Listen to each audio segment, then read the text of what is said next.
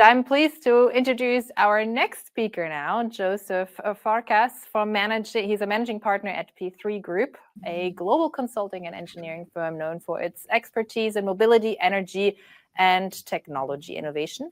And at P3, Jozsef focuses on the digital aspects behind the charge point and the integration into the energy market.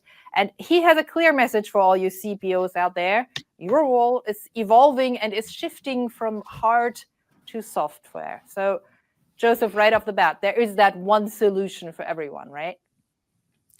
Hi, Carla. Thank you for having me.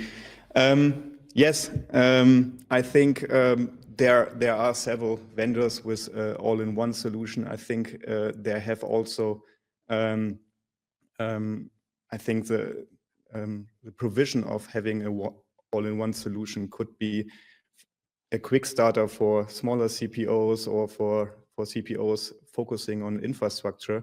But in our point of view, we see that the CPO role is evolving more and more into a digital backbone. And I would like to provide you some insights why we see this and why we see the role of the CPO is evolving in this direction. So thank you for having me, and I'm looking forward to the next 20 minutes.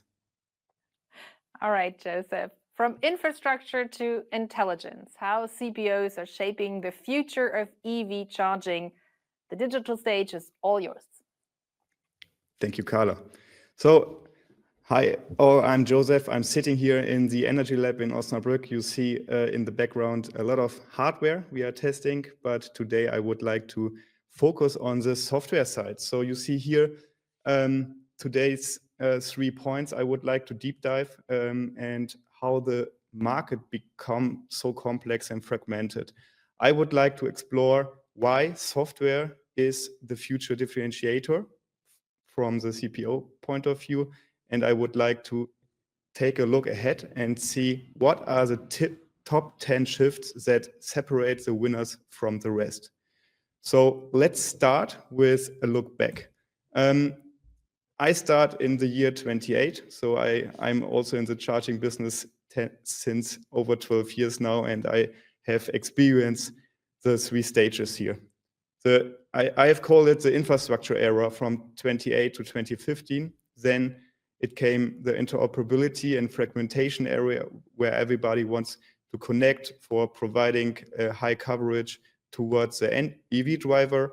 And in the end, now we are in the user centricity and regulation area. And I would like to deep dive in these 3 phases to get you the understanding why we have a complex software ecosystem right now. So phase 1, you see here, 28 to 2015, there is the CPO, and he said, yes, I would like to put as many chargers in the ground as possible. And they call it back office. I think one of few audience now, back office was the term for back end or digital backbone. They said, I would like to have a back office to have a remote access to my chargers. And I was also, for example, a couple of years at Innogy, one of the former leading CPOs in the market. They have defined their own proprietary protocol, but they were also the first OCPP protocols in the market, but it was loosely defined, often customized per vendor.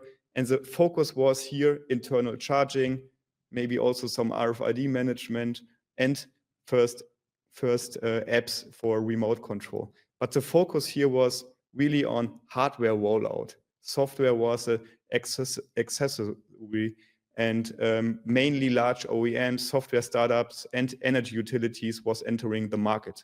So we have not a real market. It was the first phase, and focus was location-based and not really customer-centric. And now we go to the next phase and see what is happening here. We have seen now different CPOs entering the market, and the CPOs say, if we want to scale, our network has to be accessible to every driver, no matter the app, card, or car.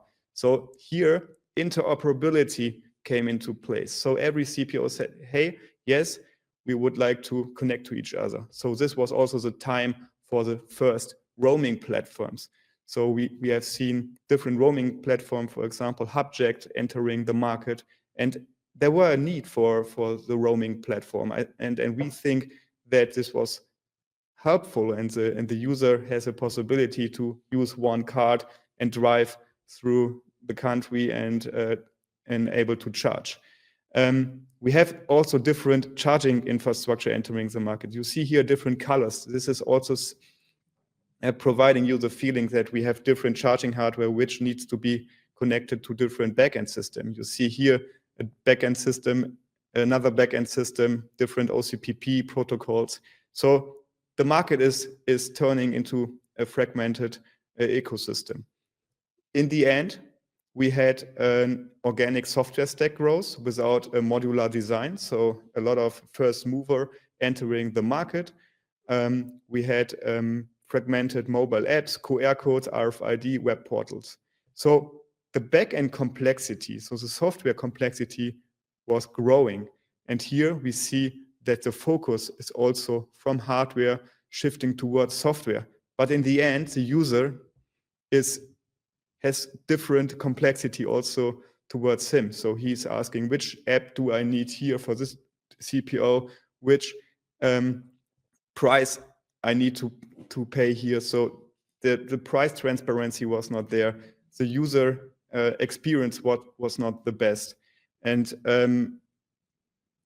in phase 3, we are seeing now the moment charging turns from technical necessity to digital services.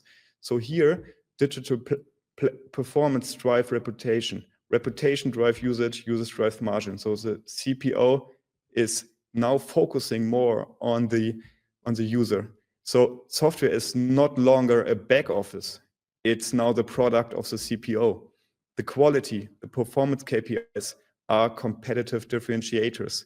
So there is a strategic decision to take more assets on the CPO side for having KPI insights, for having assets to get a price transparency, etc. So there are coming use cases into the market like preventive maintenance, direct connections, cloud-based scalability.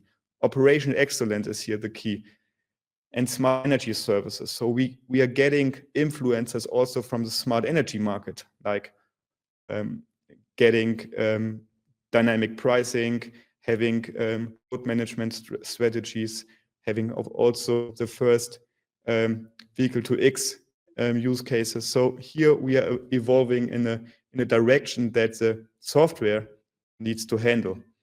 Now I will summarize the different phases from the architecture. So we have a lot of monolithic on-premise system. You see proprietary system, low scalability, flexibility of new update, only with high efforts. Then we see the first microservices coming into the market. So you see that a move to cloud approach is coming to the CPOs. So scalability is now enabled. But there is still legacy in the market, which we have seen. And we see that the first microservices are implemented on the CPO side. In phase 3, we have seen more use cases, more microservices are implemented. So for example, the fleet package, retailer package, residential package. So there are different use cases making the whole ecosystem more complex. If we taking a look at the use cases, again, phase 1, it was an easy one, remote control, internal charging, maybe RFID management. In the phase 2, interop, there are coming more use cases into the market. We see a new OCPP protocol is coming to the market, ISO 50118, plug and charge first use cases, security, hardware agnostic, uptime and availability, payment and billing. So the CPO has more requirements to cover. The complexity is growing. Now in phase 3, we have seen the first vehicle to X. Operation excellent KPIs are the key. Uptime, availability, payment and billing. We see regulation topics like Eichrecht, A4, etc. So you see that the amount of use cases are growing. It's really complex. It's really hard to put this into code. And that's why we think it's really important to have differentiation topics on the software side. And I would like to deep dive here a little bit. In the next chapter, differentiation moves to software. We as P3, we have conducted 20,000 charging tests in over 30 markets. And you see, we have two KPIs here. On the left side, the uptime. Seems pretty good, 95 to 99% uptime. So share of time charging infrastructure is available for customer to charge. This is an asset perspective. So we see that excellence is mostly hardware and process driven, and also here enabled by software. But when we are taking a look at the customer perspective, we see that only 65 to 90% of each charging sessions are successful. That's why we are big fans of the charging success rate. And this is a really helpful KPI for the whole success of our charging business here. So the user journey end to end, from searching, finding, starting a charging session, getting the bill, pay, etc. This is the end-to-end KPI, which we call charging success rate. And this is not good at all when we are talking about every third, every fourth charging session has a failure. And this is also heavily dependent on software. And I would like to take a look, what are the reasons? So you see here that we are evolving in the right positive direction. So a couple years ago, we had measures in our test drives that we have every second charging attempt has a failure. Now we are coming to 76, 80% of successful charging rate, which is getting better, but it's not really acceptable from the customer perspective. That's why we think the software, which is the enabler for these KPIs, needs to be improved, and the responsibilities from our point of view are by the CPO. And what we see here as P3, we have conducted also the revenue potential. When we are talking about the 100% vertical integration of a CPO, we can see that, of course, the last year's hardware was the revenue driver for the CPOs. When we are taking a look ahead in year 2030, yes, there's still 16% hardware revenue, but on the digital part, so selling energy, selling smart charging, there's a huge percentage of making revenue with a digital backbone. And that's why we think that the CPO needs to define their IoT management platform, which is comparable and has a differentiation use cases to be compatible in the future gameplay. And here you see phase 4, future gameplay, what we think could be possible options. There's, of course, option 1, single vendor. We call it best of suite. So there is an all-in-one solution. As I said in the beginning, there are CPOs focusing on infrastructure. I think this is helpful. This is a quick start for CPOs who wants to install chargers as fast as possible. There are a lot of good all-in-one solutions in the market, and they have their reason to be there. There's also another option from our point of view, which is best of breed. So you don't need to reinvent the wheel again. OCPP backends are commodity. So having a stack implementing OCPP, start a transaction, stop a transaction. So the basic OCP messages are not a key differentiator in the future. That's why we think you can also choose the best of breed. Best of breed means you can choose a CPMS controlling the chargers. It needs to have an open API approach, and then you can connect different services like a payment or billing clearing. There are a lot of companies who are doing money transfer or payment and billing better than a CPO, which has to concentrate on the core business. So there are also a lot of companies having good analysis and maintenance functionalities. There are a lot of companies having a nice POI management or location-based value-added service. So you can connect them and you choose the best solution in the market. And there's also the option C, which we see, the integrated best of breed. The integrated best of breed, they are focusing on controlling their data. We are calling the charge detail records are the gold of the CPOs. So the raw data of the charger are your data, and you are integrating them into your asset, and you are flexible enough to react on different use cases coming from the market. You have the control of your data. And in the end, you can use different services. In the end, you can connect to a CPMS, you can connect to your own CRM, you can connect to a payment and billing clearing provider. And here are advantages and risks, which we can see. All of three have their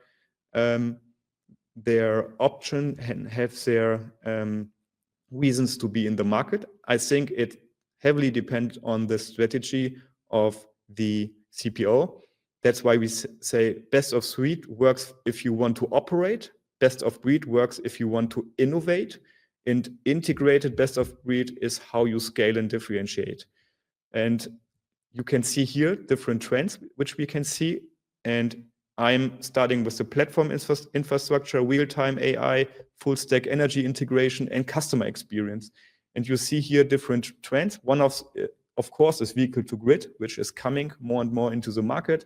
The EVs are providing the ISO 50118-20, so the possibility to use in the future energy, intelligent energy management use cases is coming more and more. So the CPO needs to be prepared also here. We have an API first approach. So this is what I said, be flexible as possible because the market is very dynamic. Dynamic pricing, predictive charging, AI supported use cases. I think there are a lot of solutions in the market which you can already adapt in terms of AI, preventive and predictive maintenance use cases. We see plug and charge is coming more and more. And of course, regulations become features, RFIR, ISO 50118, etc. And everything needs to be customer centric. And 3 points, time to market is key, security and trust. Security is not a competitive edge. It needs to be there. It's really a use case. It's a product which you need to put into the market because security now needs to be the competitive edge and not just a compliance topic. Partnerships is, from our point of view, the key because there are a lot of players who do things better than you are from your CPO perspective. And then when we take a look at the future gameplay, we see the chargers are IoT devices. So it could also be a PV inverter. It could also be a battery storage, but you need to take a look at your charging infrastructure as an IoT device. Use hyperscalers. Hyperscalers have IoT platforms which provides you cost-effective provision of data transformation. You have the possibility to use a basic CPM feature and the business integration as a separate pillar. So be flexible as possible with solutions which are already in the market and decide which assets you want to put on your side and which assets you are able to provide also in external hands. 3 takeaways from infrastructure to intelligence. We see that from passive infrastructure operators to active digital platforms. So CPO are transferring the EV landscape. So they are taking more responsibilities. And we see, of course, also CPOs taking more and more the customer interface role. So price transparency, direct payment, having also own apps, having also own use cases with plug and charge or with auto charge or with own pricing strategies. Charging becomes a platform. So as a CPO, we think the future is modular, API-driven, and integrated. So see the CPO business as a platform. You are a part of a smart energy ecosystem, and you need to be prepared for integrating further assets. Operational KPIs drive reputation and margin. Uptime, charging success rate, as I said, are the key KPIs. Work with hardware manufacturer together to get most of the data out of the charging infrastructure. CPO and the charging manufacturer needs to work closely together to provide best KPIs. And the KPIs are now board level topics. And that's why we think it's really important to have the control of the data here. So that's the messages I would like to share here. Looking forward to your questions and yeah, to be continued and implemented. Thank you very much. Thank you so much for your presentation. So we'll be talking later in the discussion round again as well. So I just want to ask you one question. I mean, you showed all these different options of how CPOs can use external software to differentiate or to just, yeah, for daily business. But how much would you say does a CPO need to know and be able to do internally? Does there need to be any know-how internally? Can they give it all? Can they outsource it all? Or do they actually need some of the key know-how internally? As I said, it heavily depends on the strategy, but I would say the CPO with a huge network and a big footprint in the market, I think it's mandatory to have the intelligence internally and having also the control of the raw data. I'm always talking about having the first touch point needs to be on the CPO side. I think there needs to be a core team having the IP internally, and my recommendation is to have, let's say, the core systems like KPIs, maintenance topics internally, and provide APIs to external partners who do their things better than you can ever do. For example, payment billing, energy management, energy trading, etc. I think there are interfaces which needs to be provided to external partners, but the core system should be internally, especially for bigger CPOs. There are smaller CPOs. I think there's an all-in-one solution. It's helping, and having a quick start, it's totally necessary, but it heavily depends on the strategy of growth. Okay, Joseph, thank you so much. As I said, we'll be seeing you again in a little bit in the discussion round.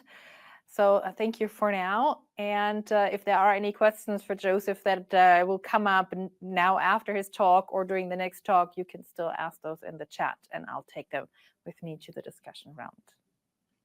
Thank you.